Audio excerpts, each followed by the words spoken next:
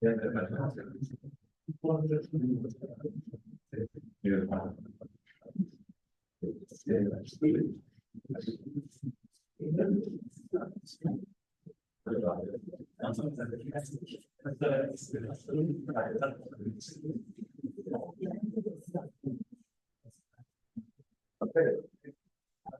Good afternoon, everybody. Either here or online. So I welcome you to another talk in this seminar or talk series. First of all, I was asked to introduce or give a couple of introductory words. So let me take a look at the agenda. So actually it's like, okay, I will give a very, very brief introduction. Then we are all excited about the talk by Dirk Helbing. Afterwards, we have a Q&A session. And after that, in the building next door, so in the room next door, we have some refreshments and we can have a little chat, some networking, which is unfortunately not available for those who join us online today. So there are a couple of let's say house rules today. We were recording this, and this talk will be then available on the YouTube channel of the AI Center. And of course, you're welcome to subscribe to the newsletter on the website, and please follow the center on LinkedIn. So actually, I think that's all I have to say regarding the rules, the setting. So then let me please introduce Professor Dirk Helbing to you. So it's my great pleasure to have him here today. He's professor at the ETH Zurich. And so Dirk is a world-renowned expert in computational social science and artificial intelligence and complex systems. His groundbreaking work, regularly published in top-tier journals like Nature and Science, has reshaped our understanding of societal dynamics and the role of AI in complex systems. So Dirk's remarkable achievements have earned him, for example, a honorary PhD at TU Delft. And he also led the Delft PhD School on engineering in social technologies for a responsible digital future. Among his many awards and prizes, I particularly want to emphasize that he's a distinguished member of the German National Academy of Sciences, Leopoldina. So these honors in total speak to the lasting impact of his work, both in academia and in particular beyond. In today's talk, Dirk will explore a topic that is more relevant than ever, the rapid advances in artificial intelligence. So with billions being invested today worldwide, AI is often seen as a universal solution to the most challenging problems that we face today. But the question is this really the case? Or are there limits to what AI can achieve and do for us in our problems today? So Dirk will present integrating examples of complex dynamic systems, urging us to consider alternative approaches and exercise caution when placing too much reliance on AI. So his insights today will not provoke only thoughtful reflection, but also inspire us to think critically about the future of AI and its potential impact on society. So please join me in a warm welcome to Professor Dirk Helbing today.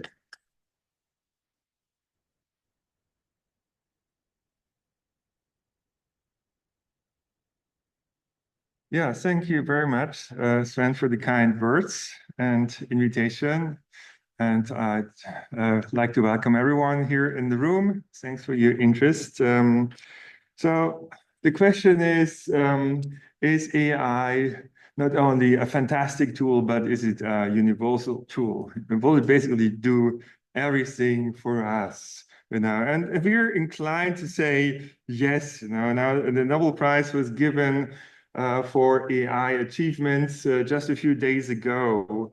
And this has, of course, many reasons. We're living in a time of big data. I don't need to tell you this. Huge heaps of data are being produced every single minute, or should I say second or split second. And this is kind of, as many people have pointed out, the new oil, raw oil that needs to be refined. And this is being processed basically by the new motor of this data age, which is often called AI. And so there are different projections about what course AI will take. Ray Kurzweil was always kind of one of the evangelists who were pushing things to the limit and perhaps even beyond sometimes. You should know that he predicts that we'll be able to have in silicio or in silico or other computational realizations, for example, quantum computing realizations of AI that would amount to all human brains around the time of 2050 or so. And this is really hard to believe, I should say. When you ask people, would we have super intelligence? And if yes, when would we have it? Or would we have general artificial intelligence? And some people would say in 50 years, other people would say in 5 years, and other people would say perhaps we have it already. Anyway, just to give you a look back, in 2011, Watson was winning Jeopardy knowledge game. Then in 2015, there was AlphaGo. And much earlier than anyone expected was it possible to beat the world champion in Go. Then came AlphaFold in 2018 and following, and that earned another Nobel Prize this year for an AI genius, Demis Hassabis. And so the question is, why didn't we have a Nobel Prize for literature for ChatGPT? No. Like it seems to be the most reliable strategy this year, at least, to build an AI system to get a Nobel Prize. I don't know how that will be in the future as AI systems start to build new and better and more powerful AI systems. So, you know, would all the Nobel Prizes go to AI? Also, we know, of course, the applications to creating pictures and entire movies, and it's really stunning if we see these. And besides all those fascinating applications, they're really very useful applications. They're being used every day, including, of course, those digital assistants that we have in our smartphones, real-time language translation, algorithmic trading, and all sorts of intelligence that's being offered. And of course, since a long time, AI is being used also on the web, in particular, also for advertising and for changing your thinking and behavior. I will go into details about that. Now, the question is, would it really happen? Would see the end of theory? That has been claimed back in 2008. The idea was if you just have enough data, then quantity turns into quality, and we would not need science anymore because somehow algorithms could figure it out by themselves. And it kind of sounds like ignorance is bliss. You just need a powerful enough algorithm and computer in order to solve all the problems. And of course, many scientists question that, including myself. But this is something that has inspired many people. Many politicians have that in their mind. They think about AI and big data. And many scientists also have asked, can we now know everything, basically? Can we understand the human body, brain, and personality? And if not today, perhaps next year or in a couple of years. Certainly in our lifetime, many people would expect that now. So can we now see what is wrong? Can we fix the system where it's broken? It turns out with my toe, it's actually more complicated than expected. And can we now fix the world with a control room approach? So if we could put all the data together and have a monster AI system that could basically process all the data, then wouldn't that be the better political system, some people ask.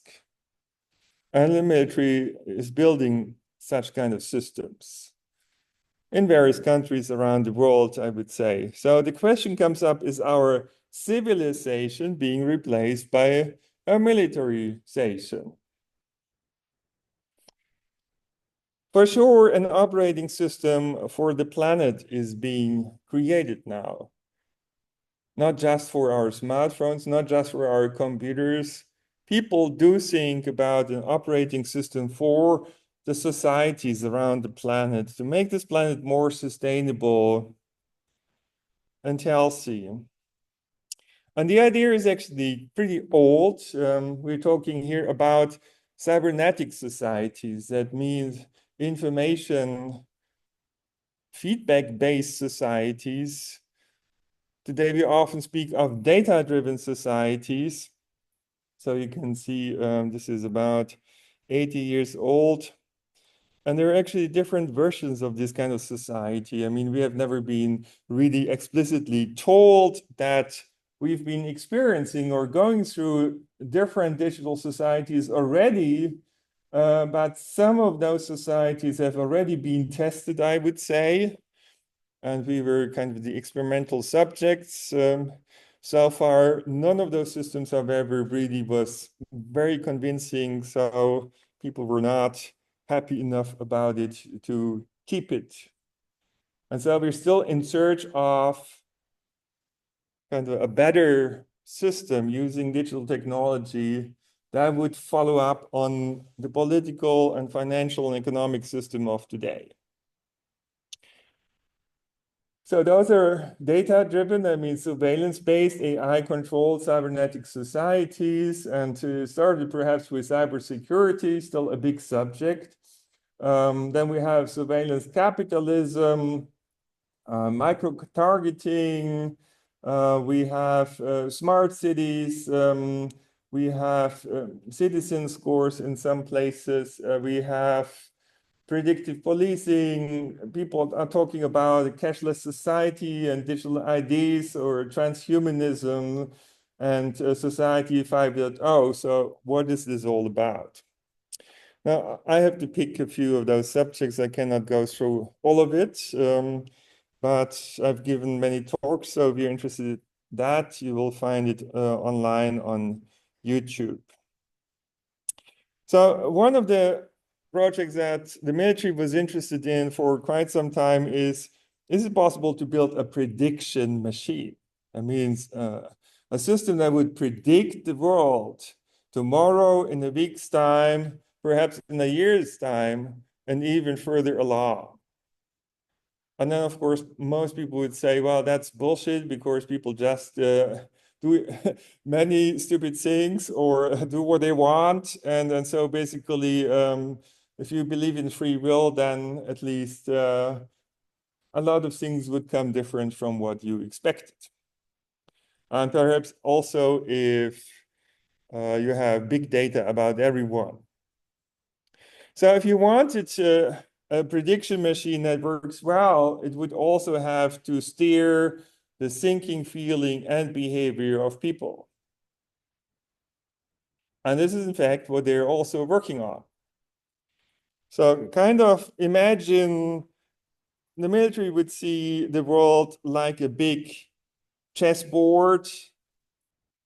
And so they would basically want to control what we do, determine that. It would be like a huge robot chess with 8 billion chess pieces. And that is something that, some people are really trying to advance. And I will now explain you how that could be working, at least what has been tried out to some extent already. So in fact, there are attempts to manipulate our thinking, feelings, and behavior. Advertisement companies do that, big tech companies do that, search engines do that, social media do that, and of course, militaries and secret services as well. And I'm not the only one saying that. Also, Tristan Harris, who has been working in the Google control room, as they call it, is speaking himself of mass mind control. Have a look at his TED talk, it's worth viewing. And he says a handful of tech companies controls billions of minds every day, and that includes, of course, ours. And this is being done by personalized information. So if you click a certain link and I click the same link, it doesn't mean we would see the same content. We could see different offers, different prices, different information altogether. And of course, all sorts of advertisements or pictures that would be changed. And for this, you're being profiled and you're being targeted, all of you. And so perhaps the biggest problem about surveillance is not the fact of surveillance. I mean, you're all good people, I suppose. The bigger problem is that of manipulation, that there are companies that can make you change your behavior, even perhaps against your will and perhaps even against your wish, and even without noticing. Not perfectly, but at least to some extent, and that could raise concerns. Of course, they're saying we're doing it for good. We want to save the planet. We want to make it sustainable. We want people to behave more healthy and more responsibly and so on. But then you get this ad that asks you to drink more sugar-heavy lemonades, to smoke more or whatever, and so the question is it really effective in terms of making the world more sustainable and healthy? We've learned about this basically back in 2015 with one of the Snowden revelations. And of course, we've all heard about cookie trackers. If you spend some time, you would see that sometimes those lists of companies that are following what you're watching on the internet is 100 companies long. Most of those you would not even know by name. They're collecting data about you, what you're thinking, what you're interested in, and they're creating a profile of your personality, of everyone's personality. And it's a lot more detailed than this. And additionally, they're A/B tests. I mean, basically, they're really using you like a lab rat almost, like exposing you to different kind of stimuli and to see how you respond and how you can be made to change your behavior in certain ways. So by exposing us to certain inputs and measuring the outputs, it's possible to create a digital twin that would be learning based on your outputs how to change the input in order to make you do certain kind of things. This is how it works. And of course, there are digital avatars and digital doubles. These are mostly in the hands of companies that want to make a lot of profit. In fact, you can make billions with that. You would not necessarily know what those companies are. And this now extends really very far. Not only do they want to know your name, your birth date, where you live, how much you earn, what you consume, who are your friends, who are your family, where they live, what they do. Also, what you think, what you feel, what you vote for, all of that kind of information is being collected, plus a lot of data also on your health. Of course, for your benefit. And long before you've probably assumed that such a thing will happen, this was already ongoing. It was in particular this partnership between Apple and IBM. So basically the that's what we should probably assume. The sensors in your smartphone have been collecting data and has been used to infer about your health, and IBM and Apple perhaps knew more about your health than yourself and your doctor together. And that could be a great thing, but let's talk about it. Anyway, so they are now digital twins of the world and its people. All of us are being presented over there. And there's a computer simulation basically of what we do, and computer simulations of alternative scenarios to figure out what we would do if we were exposed to this or that situation or information, and how our behavior and thinking could be changed. For example, to vote for a different political party.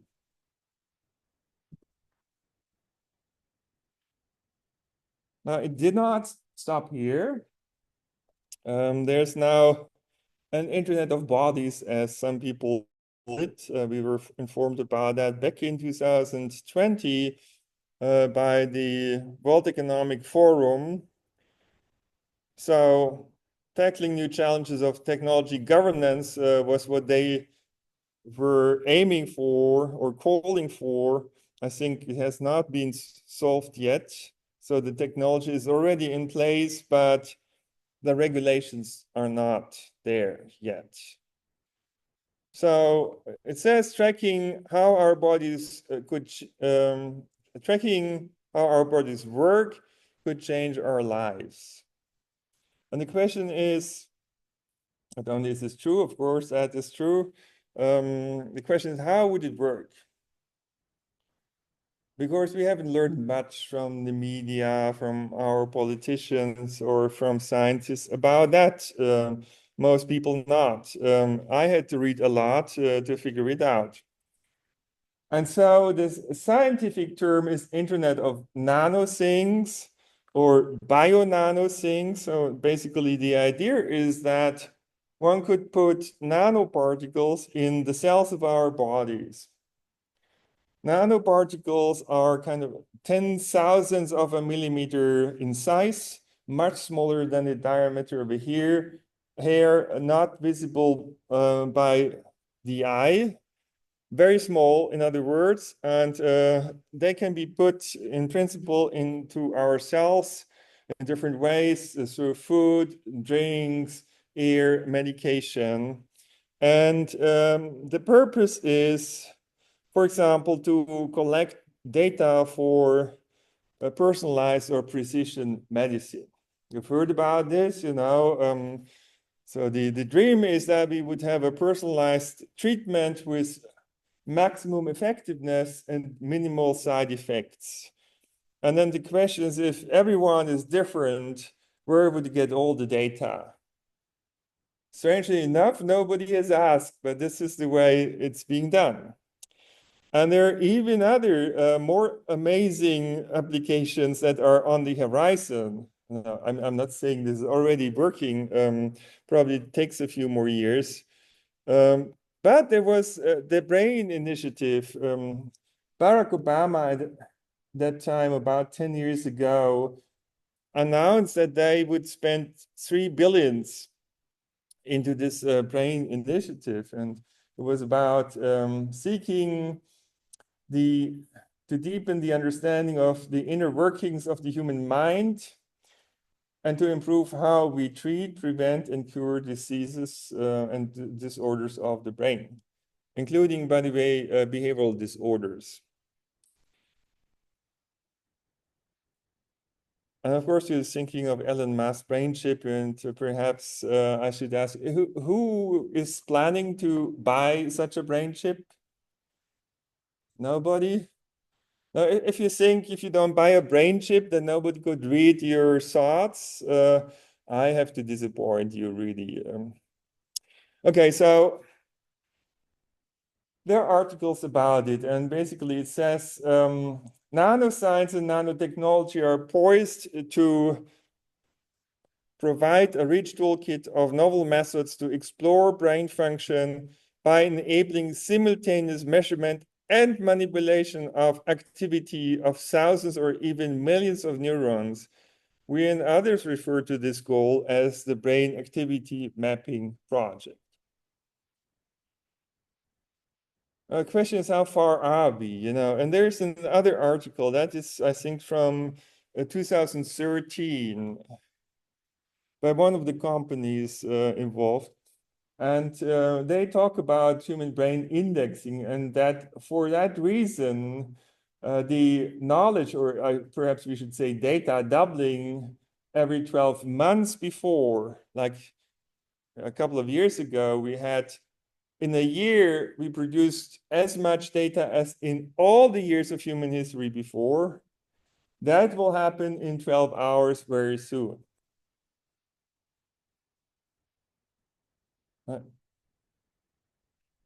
Kind of, can you imagine that, you know, how fast the knowledge that we've learned is outdated?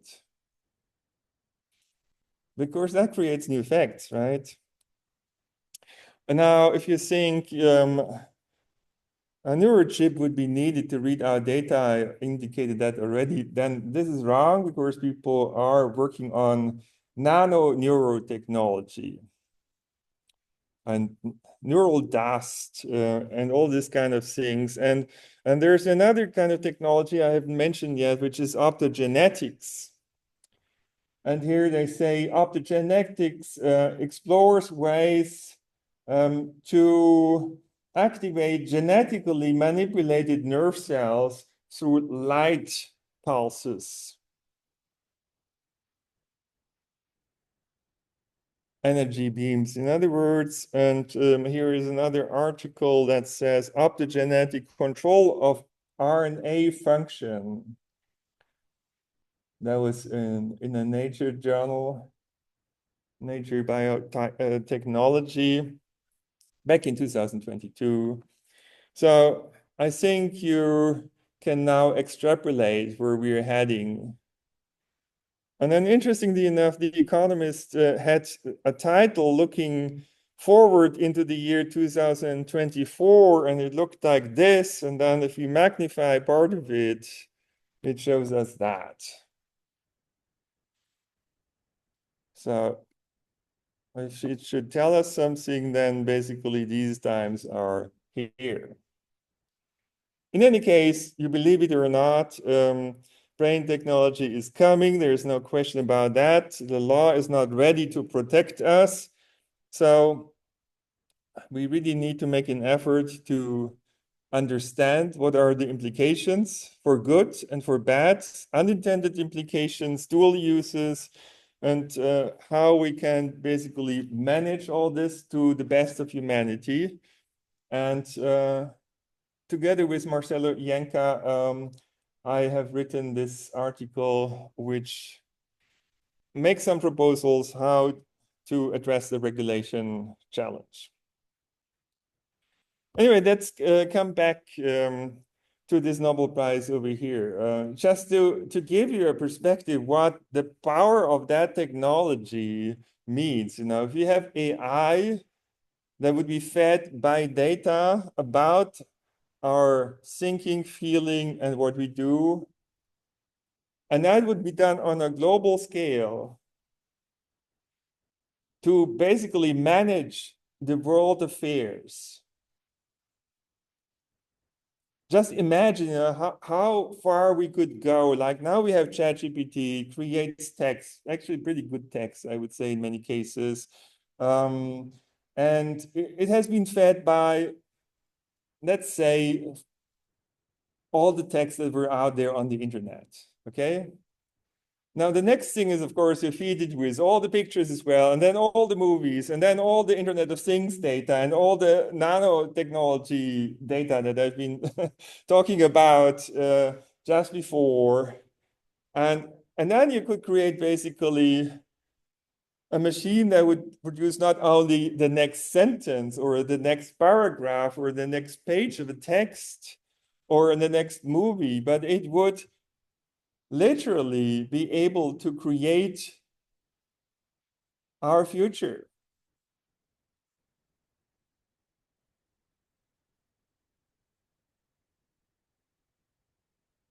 It would be a history machine in a sense. It would be writing history. The question is, how much influence would we have ourselves on that future? That would be eventually our history. Now the question is, would that be the best of all worlds? And that's, of course, the goal. The people who build these systems, let's assume they're not bad people. They want the best for everyone. So they want to optimize the world with all the data, figure out what's the best version of the world and how can we make it happen. That's the idea, okay? Question is, how good is this idea really? And then, of course, everything depends a lot on how well can you actually fit reality, because that's the model that you use in order to create the future, right?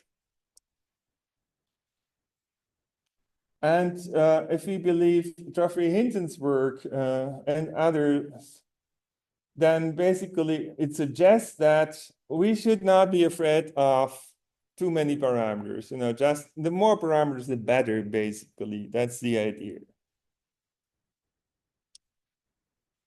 And that encourages black box algorithms, right? So we would be represented by black boxes that are being fed by surveillance data, and eventually those black boxes would look more and more similar to us and behave more and more similar to us.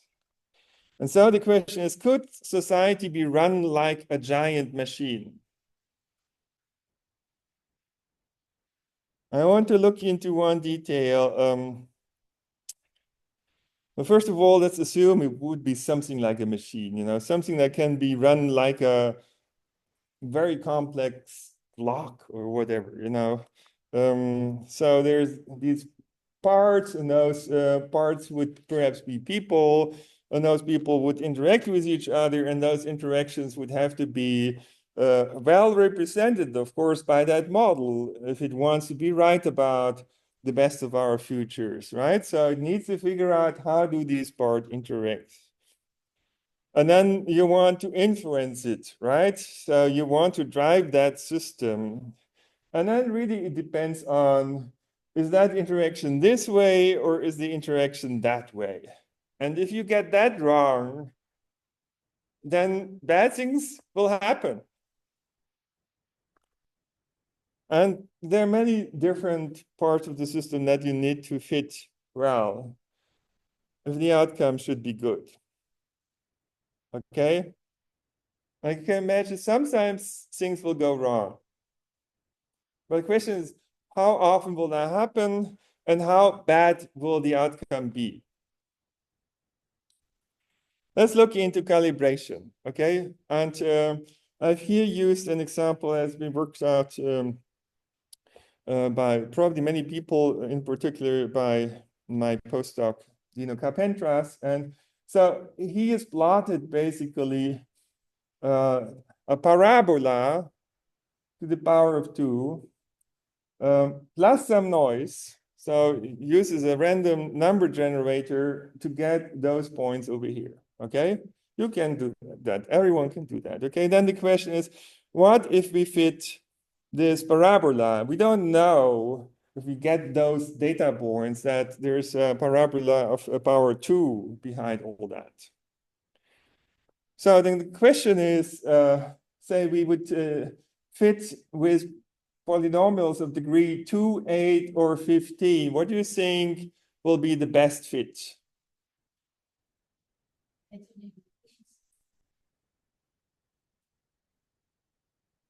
So we have applied a least square method, and we get an error of 13 for a polynomial of degree 2. That would be kind of the right class of functions, right? Turns out, however, the polynomial of degree 8 has an error of 11 only, and the polynomial of degree 15 an error of 10. So that's the best fit among those functions, okay? Now the question is, how meaningful is that? So what we'll do is we'll produce again a data set the same way with different random numbers. And this is the data set, okay? And now we will use the fits that we've created before in order to predict that data set and calculate the deviation between the prediction and that data set. And that's called validation. And it turns out, okay, now the polynomial of degree 8 has a much bigger error of 53. And the polynomial of degree 15 has an enormous error of 75,980. So this is the problem, you know, like in order to have a good fit, more parameters are better, you know. We know that since decades. Every social scientist learns that probably in the first semester, and that we should care about how much is the explanatory power of a parameter. And so more parameters can mess up their prediction power, as we've seen.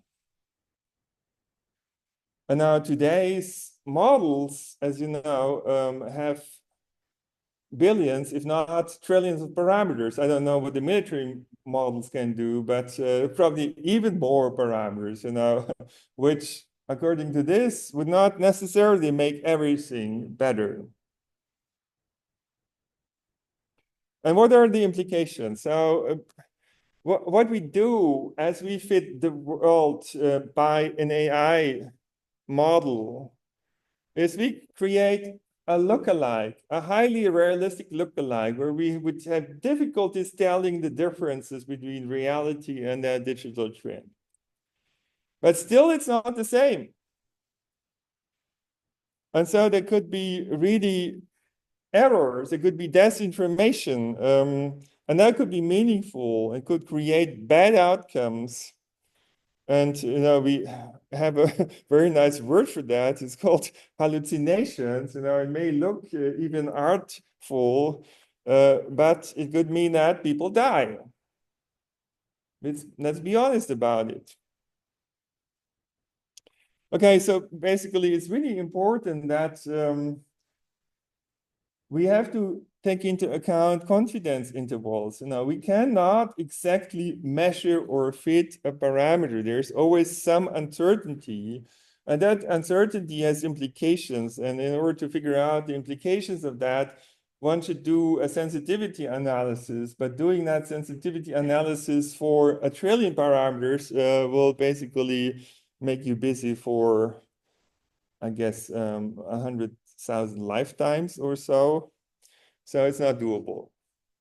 So it's not being done.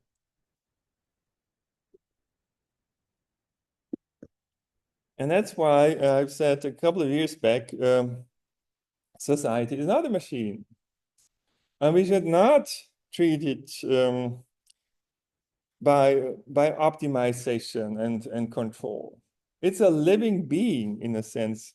It's, as we will see, it's a complex dynamical system, and that has important implications, okay? And in fact, there have been many attempts to make cities smart, but also to increase livability, the quality of life by this. And that has not always succeeded so well. So many of the evaluations that I know of are really disappointing somehow. I wish myself it was different, but we need to understand that a society, life, a human brain, the immune system, or an ecosystem are different kind of systems. These are complex dynamical systems. Now, as you know, in the beginning of big data, Google's Trends was one of the big success stories, right? So the idea was we could nowcast.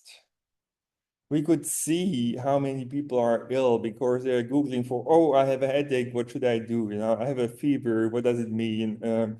And all this kind of things, and you can extrapolate that basically and figure out how many people are likely to have a flu. That worked pretty well until they violated one of the fundamental things of science, which is you should never change a system while you measure. Because, and in particular, what they did is they were trying to influence the behavior of people to buy medicine, for example. And this way they have changed the system as they were measuring. So the measurement was wrong and they had to turn it off. Okay. We need to understand data science is a reductionist approach, but there are complex dynamical systems out there. And there are many reasons why the black box approach has limitations, measurement errors, sample biases, classification errors, correlations are not causality, overfitting, perhaps convergence may be not happening,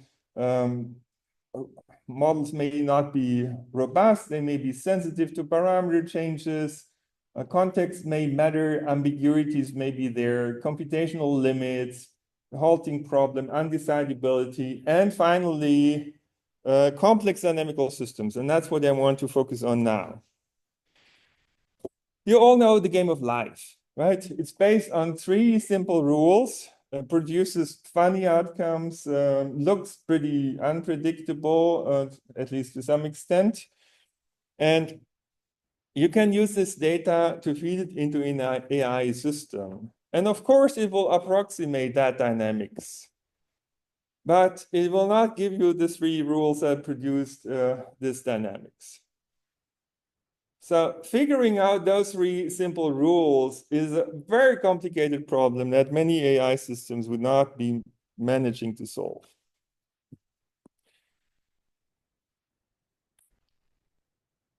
So we want to look into complex dynamical systems. What you see here is a couple of different realizations of the same set of equations where we just change parameters a little bit, and you see the outcomes look quite different, okay? Complex dynamical systems are known to us from turbulent fluids, traffic flows, large supply chains, social, political, economic, and ecological systems, financial markets, group dynamics, route behavior. And we know that there are limits of predictability, right? We can forecast the weather with some accuracy, but we cannot do that over a month or a year or 100 years. And even if we would have a million times more data, that fact would not fundamentally change. Why can I say that? Because we know the reason for this. And there's a physical theory called turbulence that tells us that in a turbulent system, and that matters for weather, little changes can have, if you just wait long enough, large effects. So your system would change in unpredictable ways, would behave largely different. And a very similar phenomenon is known from deterministic chaos. And there's the butterfly effect that is trying to make understandable something that is really hard to believe, I should say. That if, under the right conditions, of course, if a butterfly would flap its wings, that could change the world. Not tomorrow, but if you wait long enough, it could change the weather, it could change whatever, hard to say. So little changes could have huge effects. And that's related to the sensitivity I was talking about before. And of course, there are people who've been thinking about chaos control, right? Here is an example, and you can see over here that if you try to control the chaos on the left, it's controllable, yes, but actually the outcome on average is worse. So controlling chaos will not always give you the better result. Well, now let's go back to this idea of the control room to control the world. Like let's assume there would be so many buttons to change things in this world and repair it, make it well behaved, you know. I know there are many politicians who dream to have such a thing also for politics, and also people running universities who have this dream that there would be a button, an incentive system to push up the number of publications or the number of review papers or number of students being taken care of, or the number of review papers or number of media reports, or, you know, so would that work?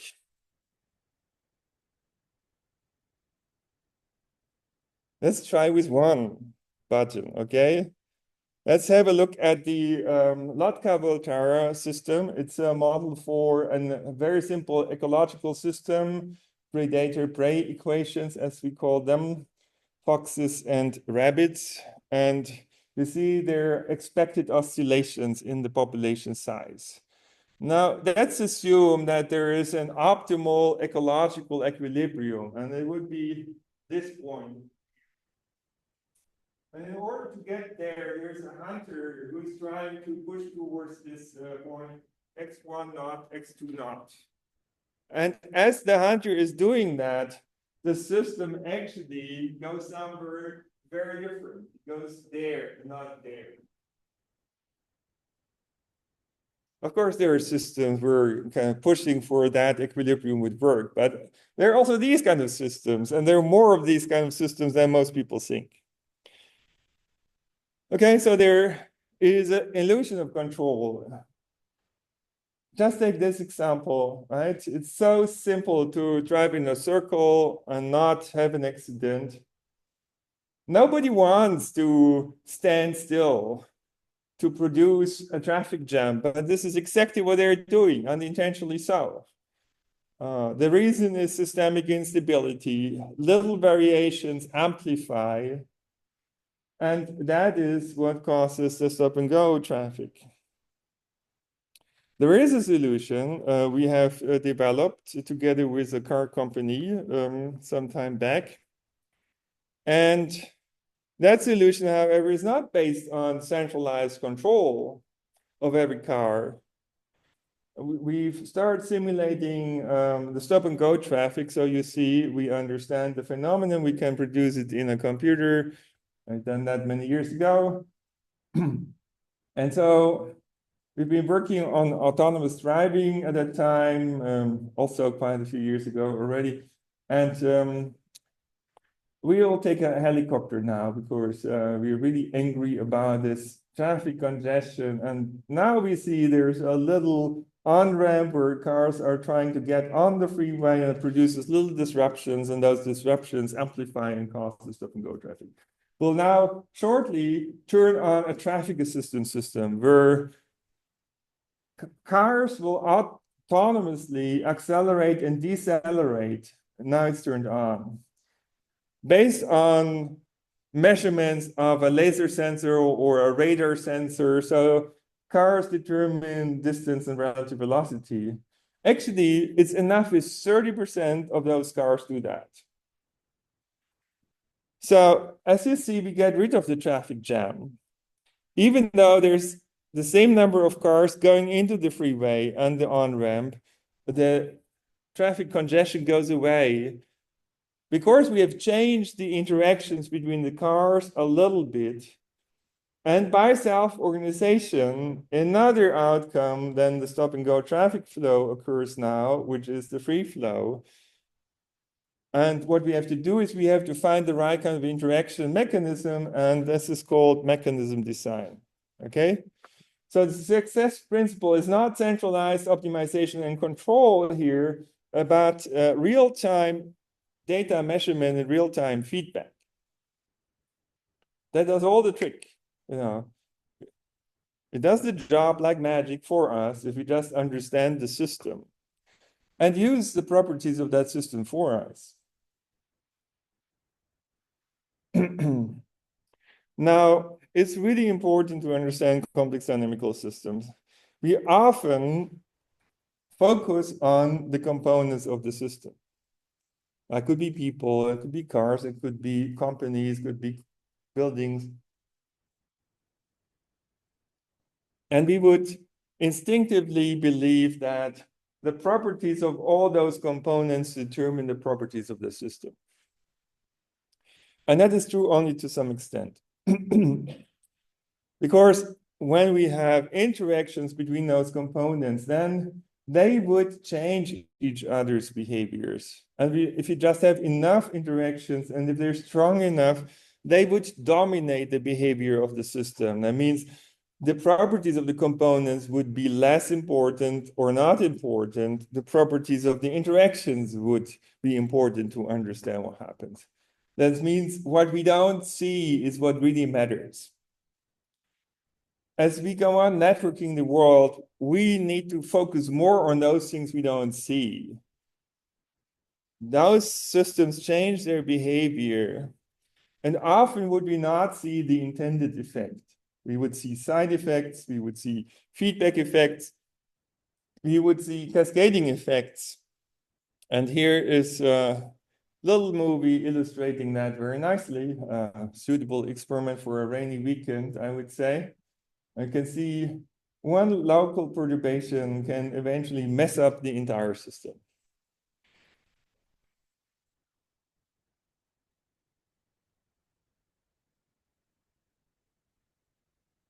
And we have these kind of phenomena also in reality, like in financial systems where we had bankruptcy cascades. What we also need to consider is that there's a problem of dark data. And it means that data volume grows faster than processing power. I mean, we cannot process all the data that's being produced in the world. And there's more and more dark data. And plus, as we network the world, complexity of the system grows ever faster even than data volume. And even though we have the best technology ever and more data than ever, it seems like we're losing control, paradoxically.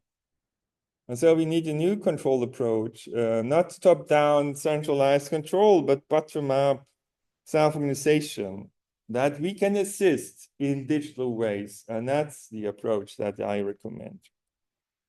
So we were inspired very much by this example over here. I recorded that in Egypt.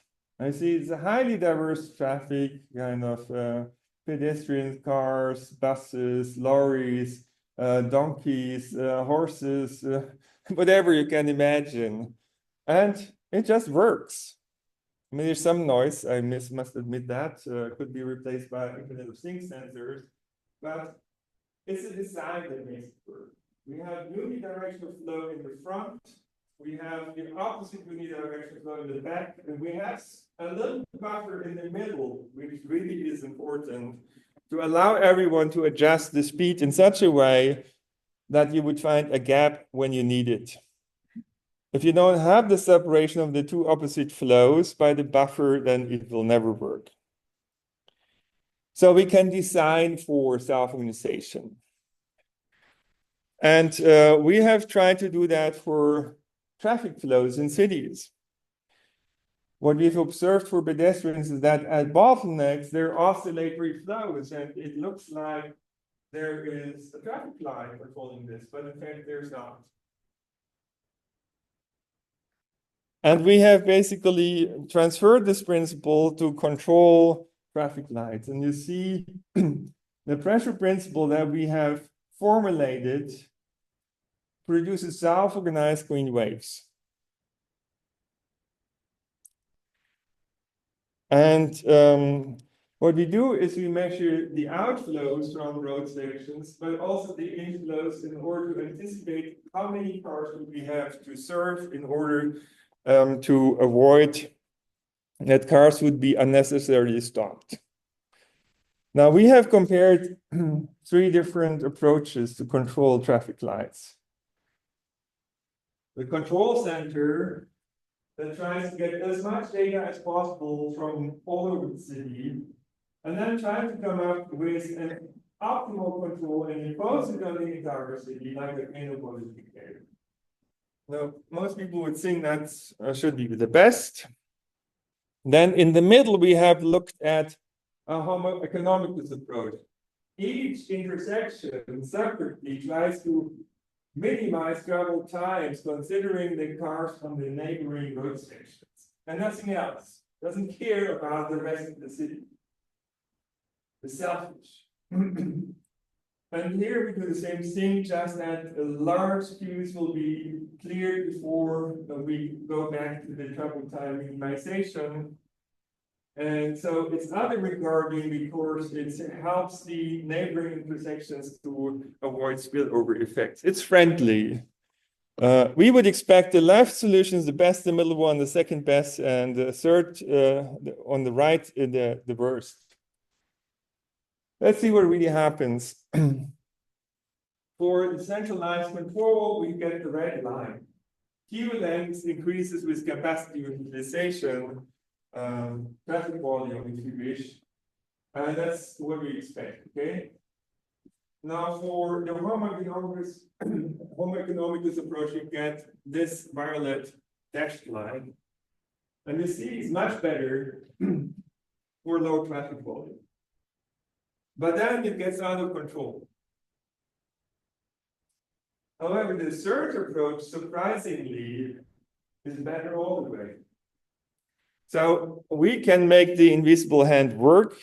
We can have bottom-up self-optimization, outsmart optimal top-down control. Why that? Because traffic light optimization is NP hard. You cannot go through all possible solutions in real time. You need to make simplifications. You need to come up with the optimal control offline and apply it to a typical situation, which is, however, never there. We instead adapt flexibly to the actual traffic situation. It's not 100% perfect, never, but say 90% perfect all the time regarding real traffic flows rather than 100% perfect for a situation that does not occur. Okay, how well does it work? Much better performance, actually. Surprisingly good gains in performance. And you can see here quite clearly, if you compare what they had before, the green wave even that they had before, and the self-organized green waves with the approach that we developed, you see this big difference. There's a lot less red, that means a lot less weighting. And so it works much better, by the way, for everyone, for cars, for buses, for pedestrians and cyclists. And now you may ask, is AI going to outpace this? Is it going to be better than this?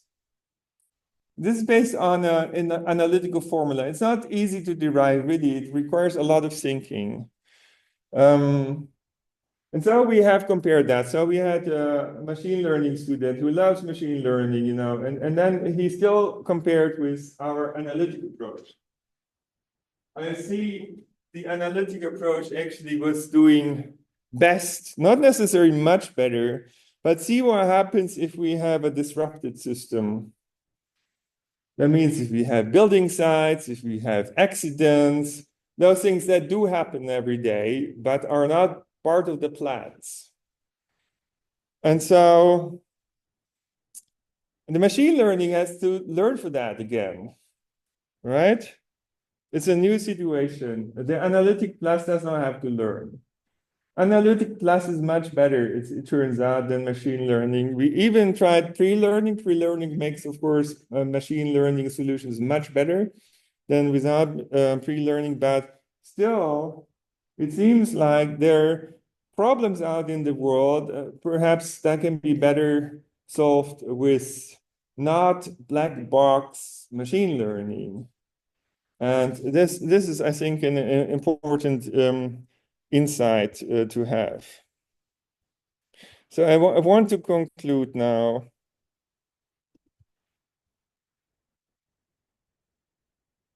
Oh.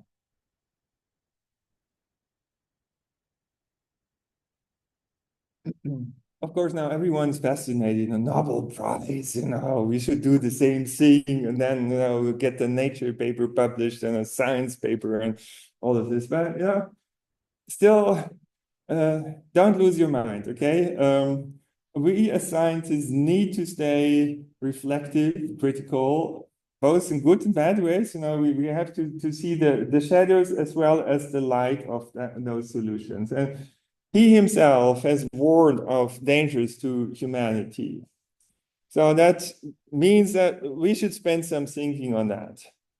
Because there are actually some examples of Nobel Prizes where things went wrong. Yeah, just to give you some examples, like Nobel Prize in 1997 for economics, Black-Scholes theory. Wonderful theory. It was then implemented in the so-called long-term capital fund. It made a lot of money until it crashed the markets and almost the entire world got bust. The financial system almost crashed. Then Peace Prize for Barack Obama. He got it, then he started the presidency, then several wars started. So it did not work out as expected. Some people also saying same thing with the nudging-oriented Nobel Prize of Richard Thaler. This is one of those insights that's being used to manipulate our feelings and our behavior. And some people think it's a psychological abuse if you do it the wrong way. So yes, I want you to keep working on better versions of our world, but not necessarily based on this attempt to come up with the one optimal solution that will never occur, okay? And with this, I'd like to thank you very much for your interest.